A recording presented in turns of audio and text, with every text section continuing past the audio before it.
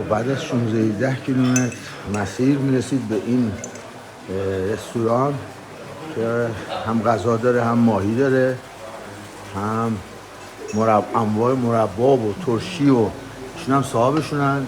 بسیار زن فعال، قوی، به شمالی به تمام معنا. و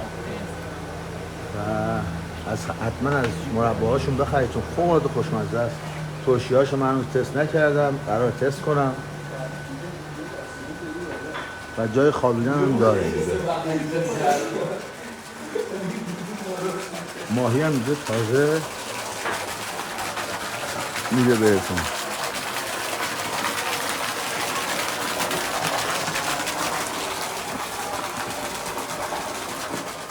خب آروم آروم باید بریم اون بالا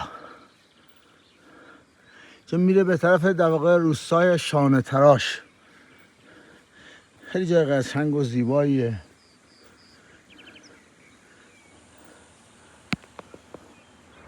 خب این یا بعد از میانکوه ما از اون پایین اومدیم. این یه پیچ، آخرین پیچ بزرگه. این پیچ میره طرف شانه تراش.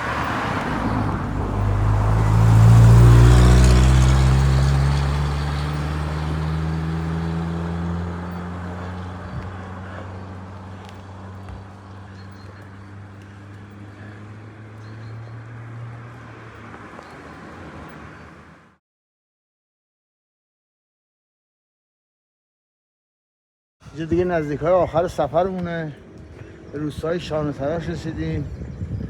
اینجا هم که برادران تا جایی که تونستن ساختن، نفس نمیذارم بکشن زمین. خدمات هم که صفر.